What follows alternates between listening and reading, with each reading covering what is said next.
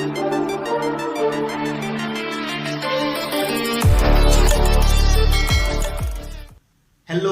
नमस्ते। आप सभी का हमारे YouTube चैनल पर हार्दिक स्वागत है। आज हम जानेंगे what is the definitions of yoga. योग की परिभाषाएं कौन कौन सी है, योग की व्याख्या कौन कौन सी है।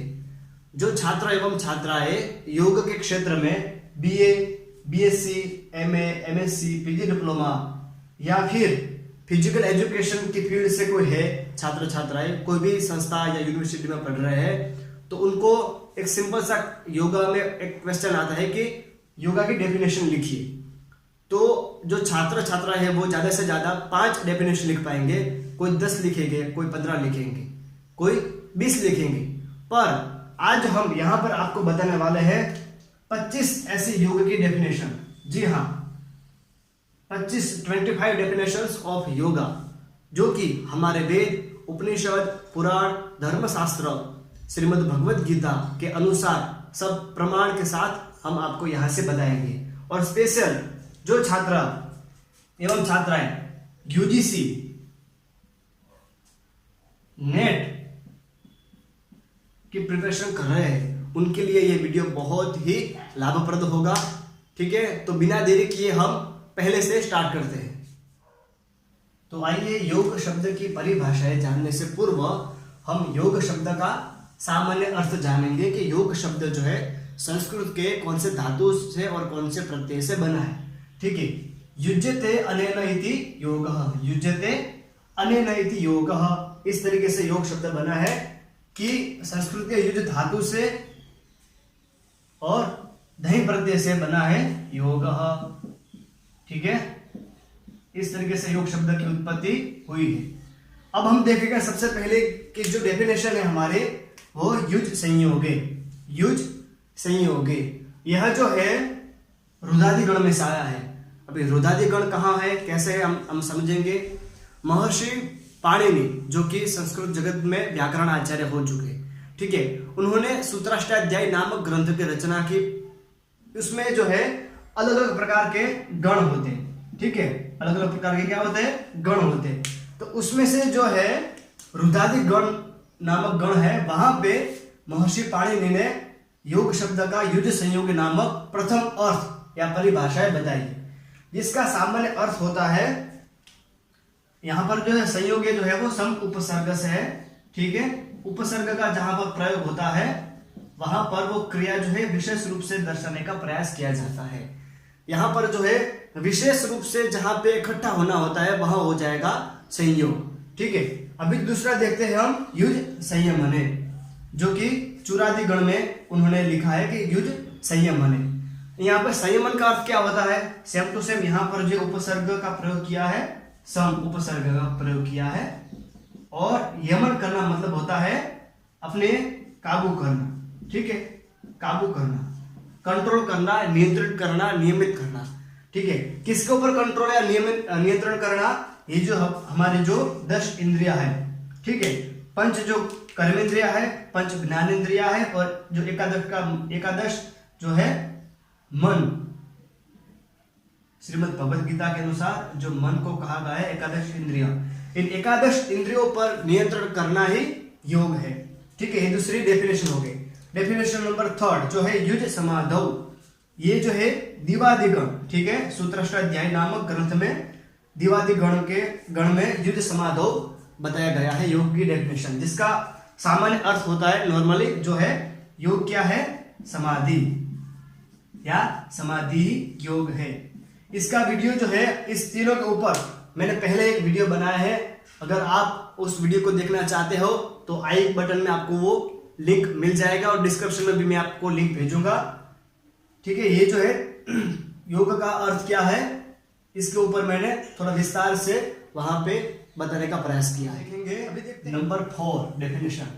ठीक है, हम सभी लोग जानते हैं महर्षि पतंजलि को। उन्होंने जो रचना की ग्रंथ की उसका नाम है पातंजल योग सूत्र। ठीक है, पातंजल योग सूत्र। उसमें जो है 4 जो पाद है। ठीक है, पहला पाद जो है समाधि पाद,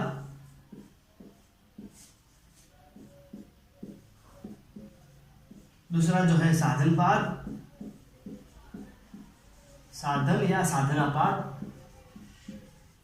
तीसरा जो है विभूतिपाद,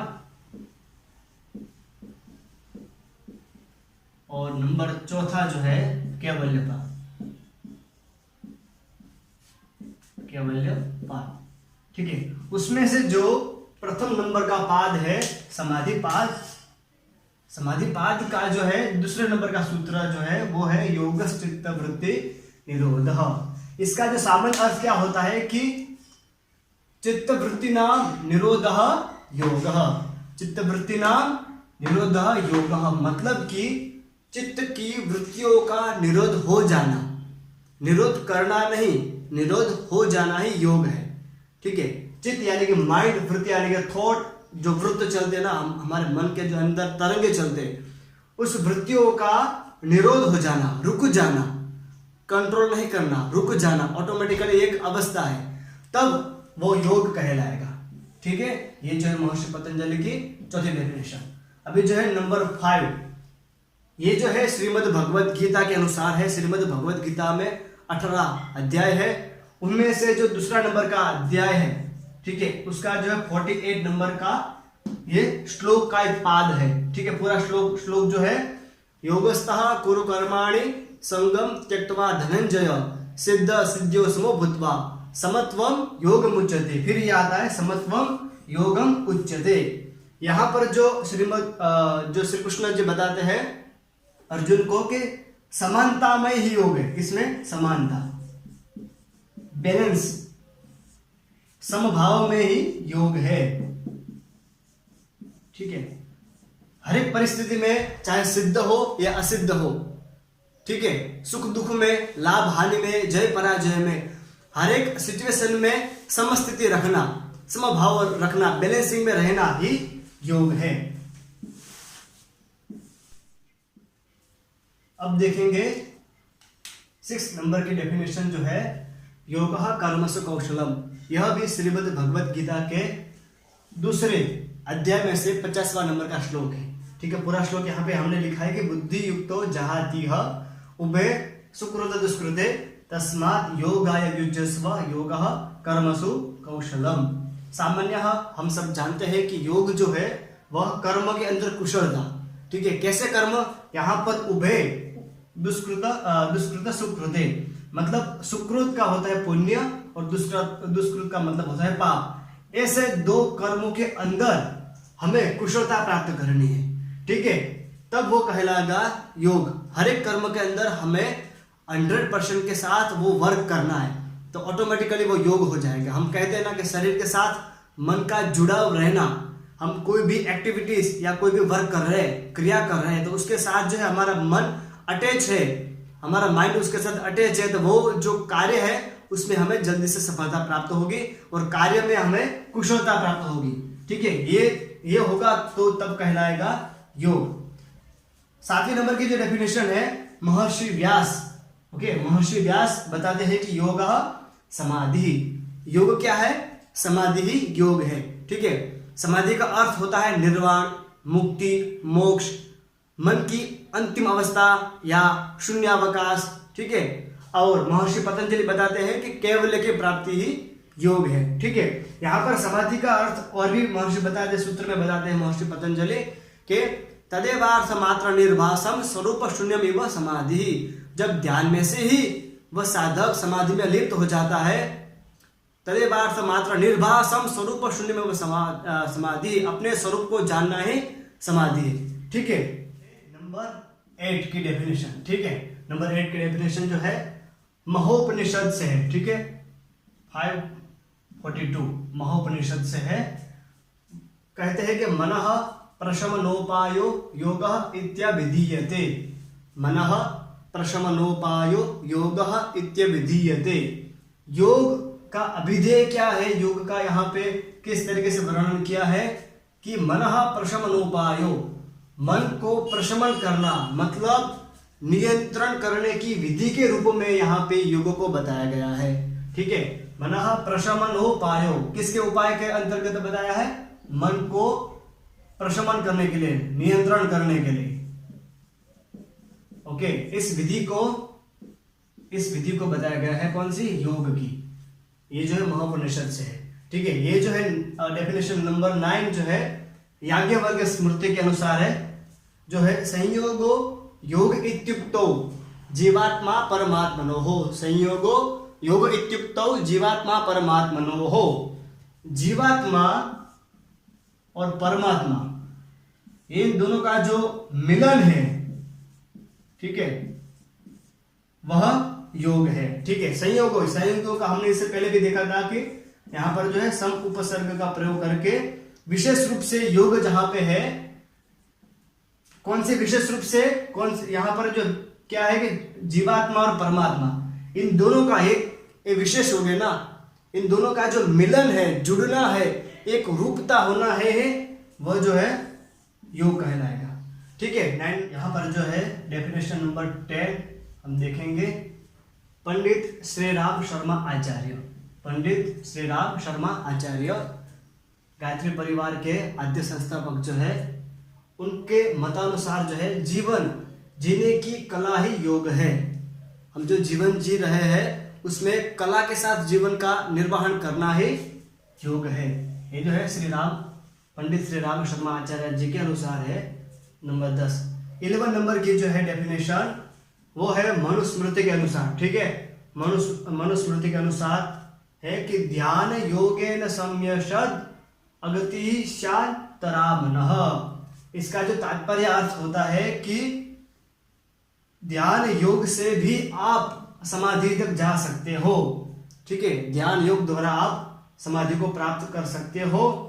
इसलिए योग मार्ग में जो योग का मार्ग कैसा होना चाहिए, ध्यान परायण होना चाहिए, ध्यान के साथ होना चाहिए, ठीक। जो नेक्स्ट देखते हैं 12 नंबर की डेफिनेशन जो है, ये जो है डेफिनेशन परिभाषा जो है कठोपनिषद से ली गई हुई है, ठीक है। आप देख सकते हो कठोपनिषद से श्लोक का उच्चारण करेंगे। यदा पंचावतिष्ठन्ते ज्ञानानि मनसासः बुद्धिश्च न विचेष्टति तामाहु परमागति। यहाँ पर परमागति की बात कही गई है कि परमागति ही किसको कहते हैं, जिस साधक का मन स्थिर है, मन शांत हो गया है, उसकी बुद्धि जो है वह स्थिर हो गई है, मतलब कि चेतना में मिल चुकी है, ऐसी गति को परमागति कहते हैं, ठीक है। ऐसी गति को परमागति कहते हैं। ताम योगम इति मन्यन्ते। तब परमागति जब प्राप्त होगी तब इंद्रिय जो है वो ऑटोमेटिकली कंट्रोल होगी। मन से इंद्रियों का दमन करना है, फिर मन शांत हुआ, स्थिर बुद्धि हुई, और इस परमागति को ही योग कहते हैं। तब साधक के चित्त में शुभ संस्कारों का उत्पत्ति हो जाता है और अशुभ संस्कार का जो है वो नष्ट होने लगता है। तब उस साधक को योग सिद्ध होता है, ठीक है। अब नेक्स्ट देखते हैं 13 नंबर की परिभाषा देखेंगे, जो कि सांख्य दर्शन के अनुसार बताई गई है, जहां पर पुरुष एवं प्रकृति का प्रमुख रूप से वर्णन किया गया है, जहां पर 25 तत्वों का वर्णन है, ठीक है। पुरुष प्रकृतियो वियोगेपि योग इत्यभिधीयते। यहाँ पर पुरुष और प्रकृति ऐसे 2 विभागों में बांटा गया है, ठीक है। यहाँ पर जो है पुरुष का मतलब होता है चेतन और प्रकृति का मतलब होता है जड़, ठीक है। मतलब ये इसको हम आत्मा बोल सकते हैं पुरुष को, और प्रकृति जो है वो नेचर, ठीक है। इसमें जो है पंच ज्ञानेंद्रिया, पंच कर्मेंद्रिया, पंच महाभूत और पंच तन्मात्रा, ऐसा 20, ओके, ये हो गया 20। और फिर जो है मन, बुद्धि और महत तत्व से, और 3 ये 23, और प्रकृति और पुरुष मतलब 25 तत्व से, जो सांख्य फिलोसॉफी है इसके हिसाब से जो है प्रकृति और पुरुष का वियोग, मतलब प्रकृति जो है जड़ चेतन, मतलब ये जो है प्रकृति जो है सत्वगुण, रजोगुण और तमोगुण, इन तीनों से मिलके अलग अलग प्रकार की जो प्रकृति होती है, जैसे हर व्यक्ति की प्रकृति अलग अलग होती है उसके हिसाब से। तो यहाँ पर प्रकृति को छोड़कर पुरुष में विलीन होना, आत्मा में विलीन होना ही योग है, योगा इत्यभिधीयते, इसको ही योग कहा गया है सांख्य दर्शन के अनुसार।